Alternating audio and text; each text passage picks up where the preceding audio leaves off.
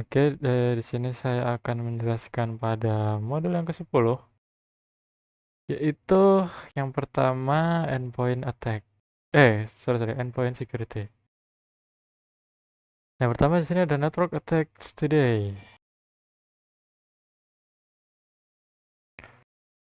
Eh, beberapa meliputi serangan internet. Nah, media berita biasanya meliputi serangan terhadap jaringan perusahaan. Nah, kita cukup mencari serangan jaringan terbaru atau latest network attack. Nah, kita akan menemukan serangan-serangan yang telah jadi ya. Nah, kemungkinan besar serangan ini melibatkan satu dari beberapa hal. Yang pertama ada Distributed Denial of Service atau DDoS. Nah, serangan ini adalah serangan terkoordinasi dari banyak perangkat yang disebut zombie dengan tujuan menurunkan atau menghentikan akses publik ke situs web dan sumber daya suatu organisasi. Yang kedua ada data breach. Nah, serangan ini eh, adalah serangan di mana server atau host data suatu organisasi dikompromikan untuk mencuri informasi rahasia. Nah, yang ketiga ada malware. Ini adalah serangan yang menginfeksi host suatu organisasi dengan software yang berbahaya yang menyebabkan berbagai masalah, misalnya ransomware seperti WannaCry yang ditunjukkan pada gambar ini, menginfeksi data pada host yang mengunci akses ke sana hingga tembusan dibayar. Yang kedua adalah network security device. Berbagai perangkat keamanan jaringan diperlukan untuk melindungi perimeter jaringan dari akses luar. Perangkat ini dapat menjaga router yang mendukung jaringan private virtual atau Virtual Private Network (VPN), firewall, a Next Generation Firewall atau NGFW, dan Network Access Control atau NAC device. Nah, VPN yang router yang mendukung VPN menyediakan koneksi aman ke pengguna jarak jauh melalui jaringan publik ke jaringan perusahaan. Kemudian NGFW, Stateful Packet Inspection, Application Visibility and Control. Sebuah NGFW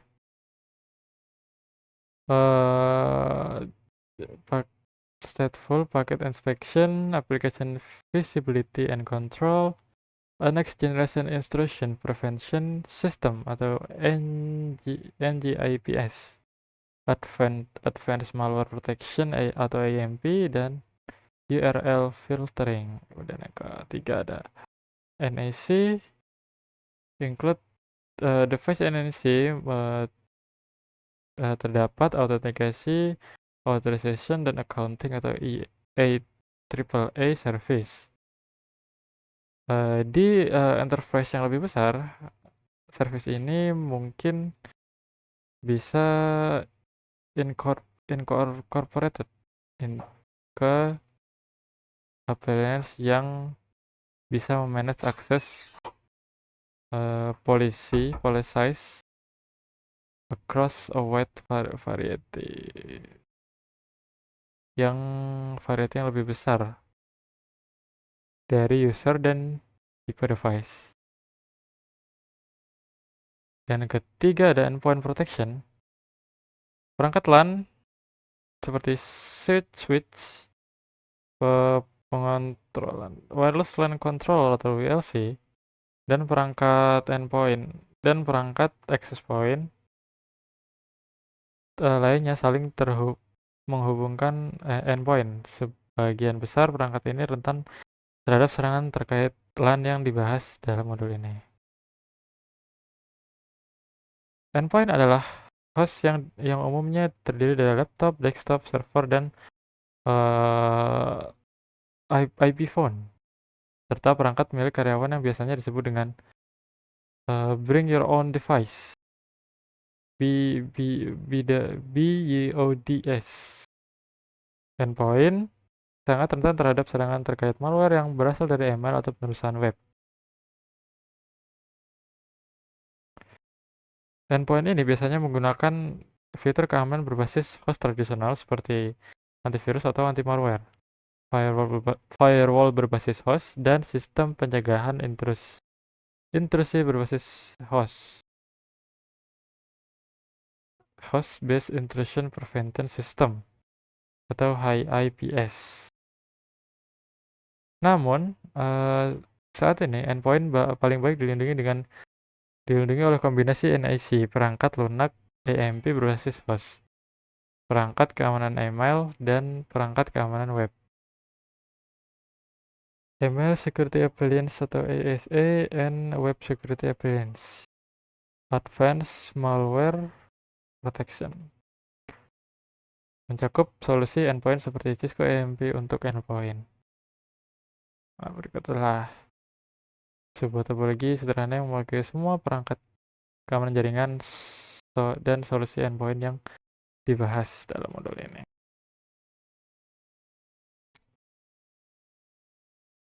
Kemudian yang keempat, Cisco Email Security Appliance.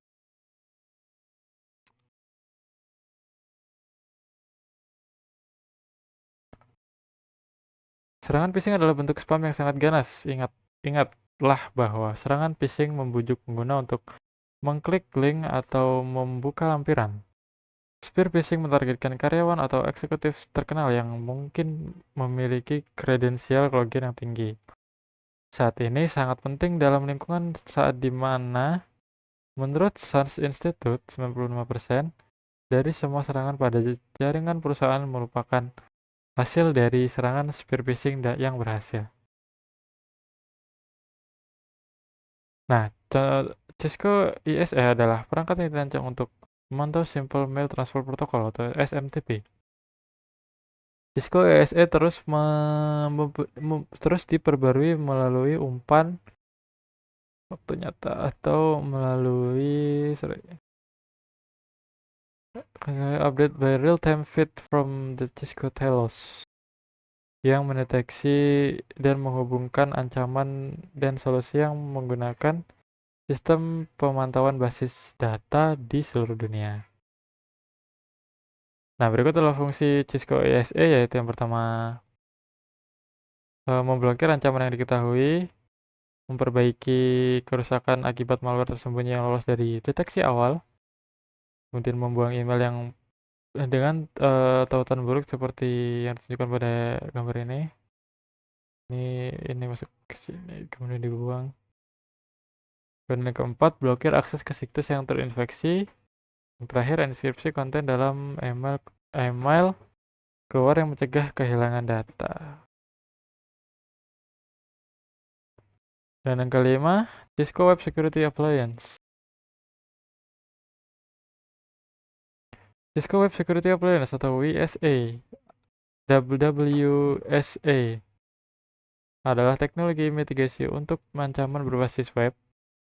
Nah, teknologi ini membantu organisasi mengatasi tantangan dalam mengamankan dan mengendalikan lalu lintas web.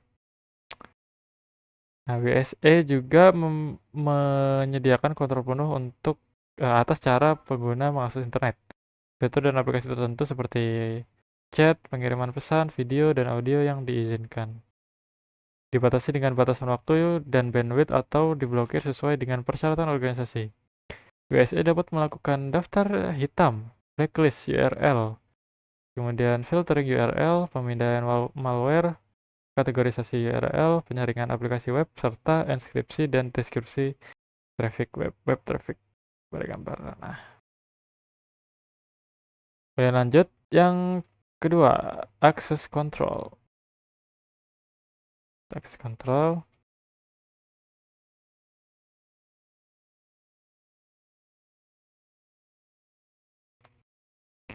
Nah, pada access control ini kita mempelajari bahwa banyak jenis autentikasi yang dapat dilakukan pada perangkat jaringan.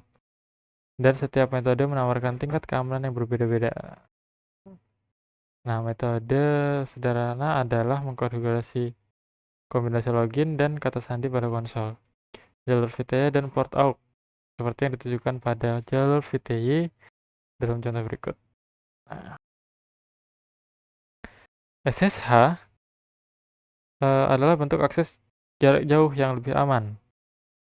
Yang pertama memerlukan nama, username, dan password. Nah, keduanya dienkripsi selama transmisi. Kemudian yang kedua ada username dan password dapat diautentikasi dengan metode basis data lokal. Yang ketiga, ini memberikan lebih banyak akuntabilitas karena nama pengguna dicatat saat pengguna masuk. Nah, berikut seperti ini. Kemudian metode basis data lokal memiliki beberapa keterbatasan. Yang pertama, user account harus dikonfigurasi secara lokal di setiap perangkat. Kemudian yang kedua, konfigurasi basis data lokal tidak menyediakan metode autentikasi cadangan. Nah, solusi yang lebih baik adalah meminta semua perangkat merujuk ke basis data nama pengguna, username dan password untuk server pusat. Yang kedua, komponen AAA. AAA adalah singkatan dari Authentication, Authorization, dan Accounting. Konsep AAA mirip dengan penggunaan kartu kredit, seperti yang ditunjukkan pada gambar. How much can AAA menyediakan kerangka kerja utama untuk menyiapkan kontrol akses pada perangkat jaringan. AAA merupakan cara untuk mengontrol siapa yang diizinkan mengakses jaringan, autentikasi, kemudian apa yang dapat mereka lakukan saat berada di sana atau masuk ke otorisasi, dan untuk mengaudit apakah tindakan apa yang mereka lakukan saat mengakses jaringan atau counting akuntansi. Yang ketiga ada authentication. Lokal autentikasi AAA lokal menyimpan nama, username, dan password secara lokal di perangkat jaringan seperti router Cisco. User melakukan autentikasi terhadap lokal database AAA lokal ideal untuk jaringan kecil. Oke. Dengan metode berbasis server, router mengakses server AAA pusat, seperti yang ditunjukkan pada gambar. Nah, server AAA berisi nama pengguna dan kata sandi untuk semua user. Router menggunakan protokol Remote Authentication Dial-in User Service atau RADIUS untuk Terminal Access Controller Access Control System TACS Plus untuk berkomunikasi dengan server AAA. Jika ada beberapa router dan switch AAA berbasis server lebih cepat. Dan yang keempat ada authorization. Otorisasi AAA bersifat otomatis dan tidak mengharuskan user melakukan langkah tambahan setelah autentikasi. Otorisasi mengatur apa yang dapat dan tidak dapat dilakukan pengguna di jaringan setelah mereka diautentikasi.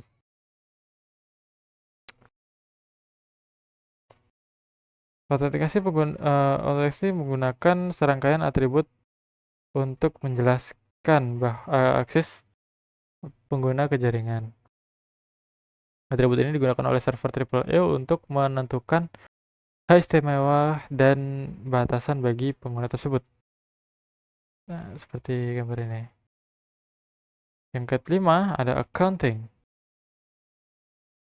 Accounting AAA mengumpulkan dan melaporkan data penggunaan. Data ini dapat digunakan untuk tujuan seperti audit atau penagihan. Penggunaan utama accounting adalah menggabungkan dengan autentikasi AAA. Server AAA menyimpan log terperinci tentang apa yang dilakukan pengguna dan diautentikasi pada perangkat. Seperti yang ditunjukkan pada gambar ini.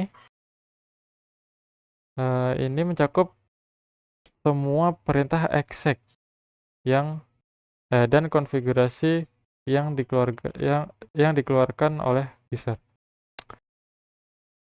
Log ini berisi banyak bidang data termasuk nama pengguna, tanggal dan waktu, dan perintah aktual yang dimaksudkan oleh pengguna. Informasi ini berguna untuk memecahkan masalah perangkat. Ini juga memberikan bukti saat individu melakukan tindakan kejahatan. Dan yang keenam ada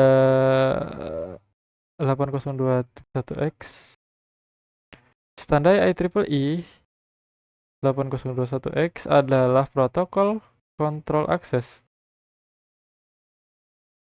dan autentikasi berbasis port. Protokol ini membatasi stasiun kerja atau workstation yang tidak sah untuk terhubung ke LAN melalui port switch yang dapat diakses publik. Server autentikasi mengautentikasi setiap workstation yang terhubung ke port switch sebelum menyediakan layanan apapun yang ditawarkan oleh switch atau LAN. Nah, dengan autentikasi berbasis port ini, perangkat dalam jaringan memiliki peran spesifik seperti yang ditunjukkan pada gambar. Nah, pada klien atau supply kan, ini adalah perangkat yang menjalankan perangkat lunak klien yang sesuai dengan 8021X yang tersedia untuk perangkat berkabel atau nirkabel. Kemudian pada switch atau authenticator. Switch bertindak sebagai perantara antara klien dan server autentikasi. Switch meminta informasi identifikasi dari klien, memverifikasi informasi tersebut dengan server autentikasi, dan menyampaikan respon kepada klien. Kemudian yang ketiga ada authentication atau authentication server. Server memvalidasi ke identitas klien dan memberitahu switch untuk switch atau endpoint nirkabel atau access point wireless bahwa klien berwenang atau tidak berwenang mengakses layanan LAN dan switch. Oke, untuk modul selanjutnya akan dijelaskan oleh teman saya.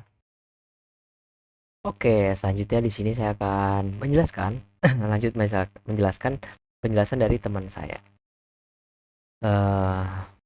tentang 10.3.1 tentang layer vulnerability. Jadi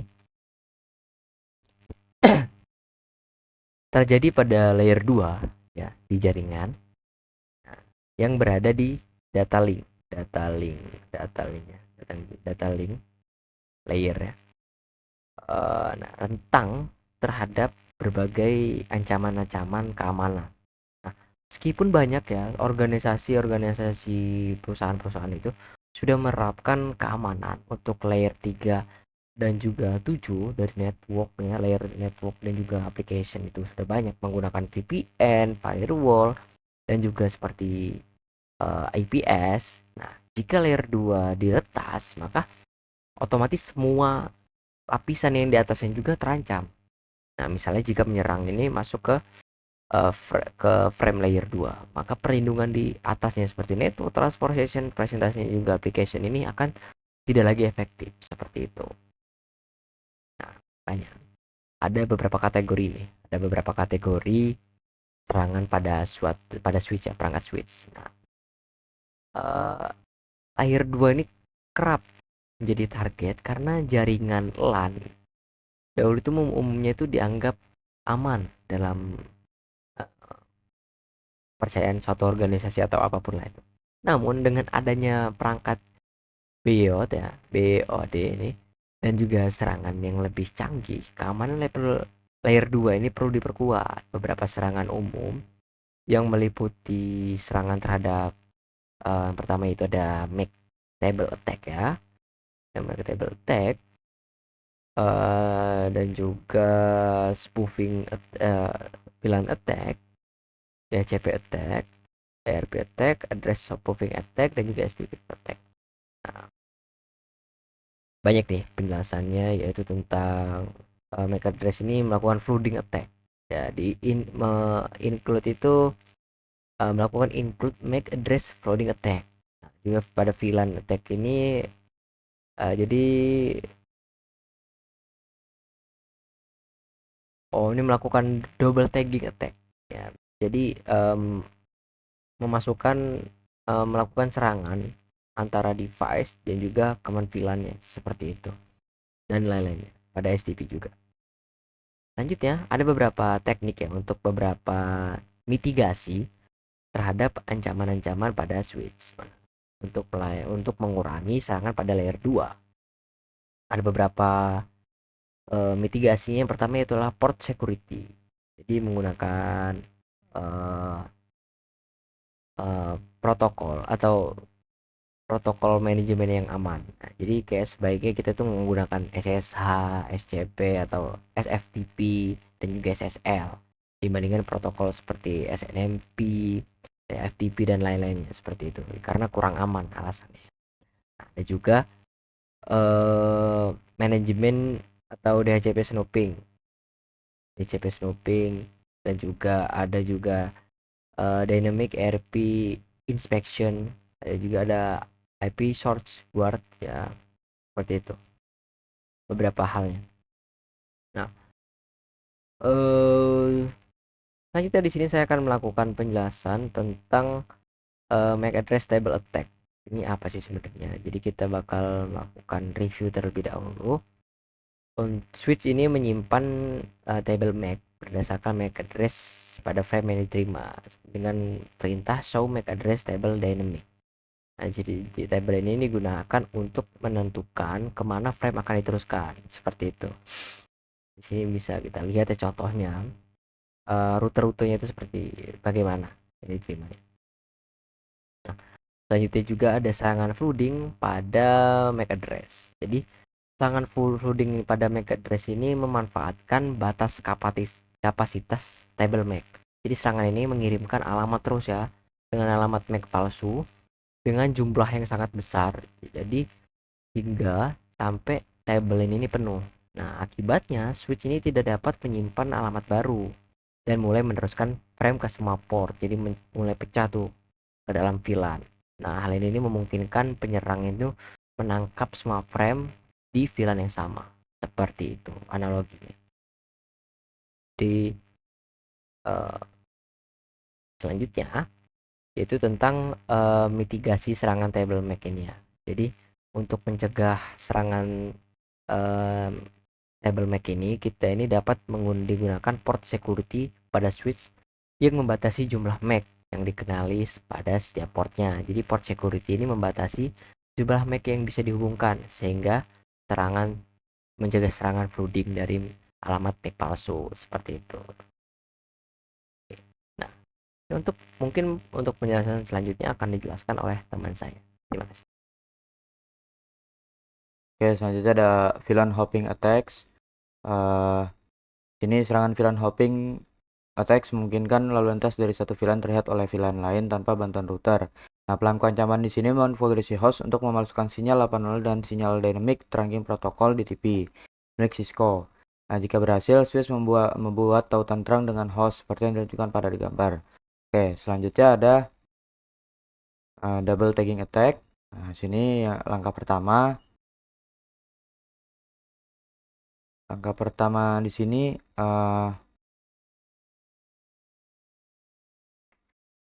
pelaku ancaman menggunakan frame 802.1 key yang diberi tag ke garis switch. Header di luar memiliki tag VLAN dari pelaku ancaman.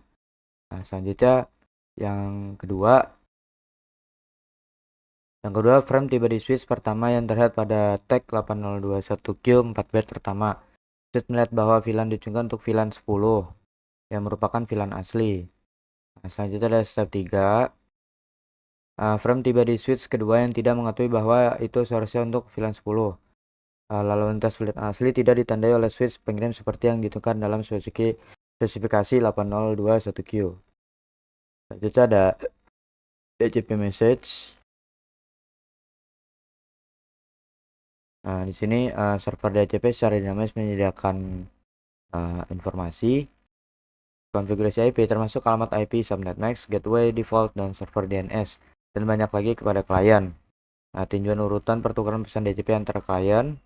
Nah, di sini ada DHCP discover mengirimkan ke server dan DHCP over mengirim ke klien. Dan yang request. Nah, di sini pack. Nah, selanjutnya ada DHCP attack. Itu serangan DHCP.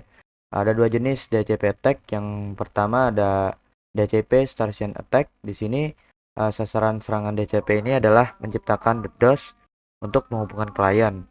Serangan DHCP starvation memerlukan alat serangan seperti Gobbler. Nah, yang kedua ada serangan spoofing. Nah, di sini DHCP spoofing attack sini ada 3. Yang pertama ada wrong default gateway. Nah, server jahat menyediakan gateway yang tidak valid atau alamat IP hostnya untuk membuat serangan man in the middle. Nah, yang kedua ada wrong DNS server. Nah, di sini server jahat menyediakan alamat server DNS yang salah dan mengarahkan pengguna ke situs web jahat. Yang terakhir ada wrong IP address. Nah, di sini server jahat menyediakan alamat IP yang tidak valid yang secara efektif menyediakan serangan DDoS pada klien. Nah, di sini ada step-stepnya. Yang pertama ada director connect request. Nah, di sini ada seorang pelaku memasukkan DHCP. Nah, yang kedua di sini klien connect the network cache IP. Nah, di sini klien connect nih ke IP-nya. Connect. Terus legitimate Rogio DHCP reply. Nah, di sini DHCP server merespon the variable configuration parameter over. Oke, selanjutnya ada video. Kita lihat. Address Resolution Protocol is a powerful protocol on our networks that allow our networks to function. With ARP, we're talking about having a known IP address being mapped to an unknown MAC address. And this is being used all the time with our devices on the network. Now, a client can send an unsolicited ARP reply, which is known as a gratuitous ARP. It's really a broadcast that we have a specific IP address that is mapped to a specific MAC address. Now, the problem is when someone sends out a gratuitous ARP as a broadcast, other devices, which should be hosts as well as network switches, are going to store that MAC address and IP address combo in their ARP tables and MAC address tables. This is an issue because a threat actor can send a gratuitous ARP message with spoofed information inside of it.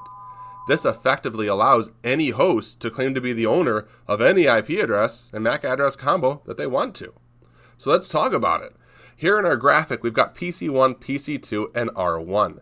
They all have ARP caches that are up to date and correct. But what's going to happen here is PC2, the threat actor, is going to send out a gratuitous ARP. And that gratuitous ARP is going to claim that 10.0.0.1, the IP address of the router, is reachable by using MAC address all Cs, which is the MAC address of the threat actor. Also, the threat actor PC2 sends out a gratuitous ARP claiming that 10.0.0.11, which is the IP address of PC1, is reachable with MAC address all Cs, which is again the attacker. So what's going to happen here is when PC1 sends data to the 10.0.0.1 IP address, it'll be sending it at layer 2 to the attacker, which is all Cs. When the attacker receives this data, it'll be using it as a man-in-the-middle attack. When the router responds to 10.0.0.11, the router will be responding to the layer 2 target, the MAC address of all Cs, which again is going to be the threat actor. So what it comes down to is exactly this. PC1 will want to send data to 10.0.0.1, and to do so, it'll send it to the MAC address of all Cs, which is PC2. PC2 forwards that data onto the router. The router will send it outbound to where it needs to go. As the router responds back to that 10.0.0.11 IP address, it'll be responding back, targeting all Cs, again the MAC address of the threat actor. This is a beautiful man-in-the-middle attack. Spanning tree is a program in an unencrypted format, includes the IP address of the Cisco device. Itu videonya dari spoofing attack, RP attack, dan STP attack. Nah, sini penjelasan ARP attack-nya.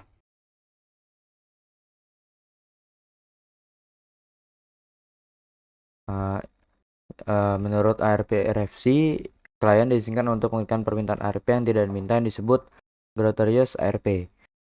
Ketika sebuah host mengirim Gregarious ARP, host lain di subnet menyimpan alamat MAC dan alamat IPv4 yang terdapat dalam Gregarious ARP di tabel ARP mereka. Nah, masalahnya adalah penyerang dapat mengirim pesan ARP cuma-cuma yang berisi alamat MAC palsu ke switch. Dan switch akan memperoleh tabel MAC-nya sesuai dengan itu. Oleh karena itu, host manapun dapat mengklaim sebagai pemilik kombinasi IP dan alamat MAC yang apapun yang mereka pilih. Ada banyak alat yang tersedia di internet untuk membuat serangan ARP, ini ada tag, ini ada Ethercap, Yersinia, dan lainnya.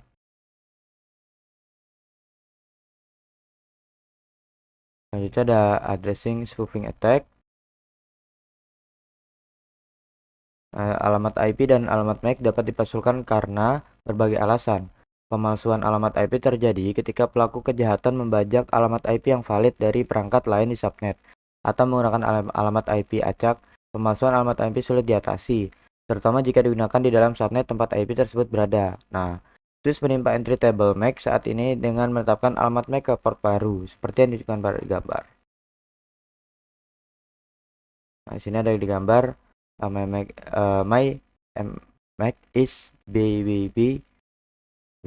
Nah, sini dia mengirim ke switch dengan MAC palsu ke PC1. Ketika target host mengirimkan lalu lintas, switch akan mengoreksi kesalahan, mengeluarkan kembali alamat MAC ke port asli. Untuk menghentikan switch mengembalikan penugasan port ke status yang benar. Nah, tidak ada mekanisme keamanan di layer 2 yang memungkinkan switch memverifikasi sumber alamat MAC, yang membuatnya sangat rentan terhadap spoofing. Pemalsuan alamat IP dan MAC dapat dikurangi dengan menerapkan IPSG. Selanjutnya ada STP attack. Nah, penyerang jaringan dapat memanipulasi spanning tree protocol atau STP untuk melakukan serangan dengan memasukkan root bridge dan mengubah topologi jaringan. Penyerang dapat membuat host mereka tampak saat root bridge dan dengan demikian menangkap semua lalu lintas untuk domain yang langsung dialihkan. Untuk melakukan serangan manipulasi, host penyerang menyiarkan unit data BPDU yang berisi perubahan konfigurasi dan topologi yang akan memaksa perhitungan ulang spanning tree.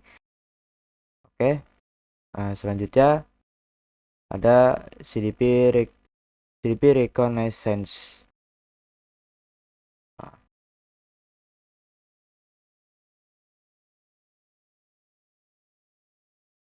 Di sini CDP yaitu Cisco Discovery Protocol dan protokol penemuan tautan layer 2 yang bersifat hak milik. Protokol ini diaktifkan pada semua perangkat Cisco secara default. Nah, informasi CDP dikirimkan melalui port yang mendukung CDP dalam multicast berkala yang tidak terenkripsi. Informasi CDP sangat berguna dalam pemecahan masalah jaringan. Namun, informasi yang disediakan oleh CDP juga dapat digunakan oleh pelaku ancaman untuk menemukan kerentanan infrastruktur jaringan.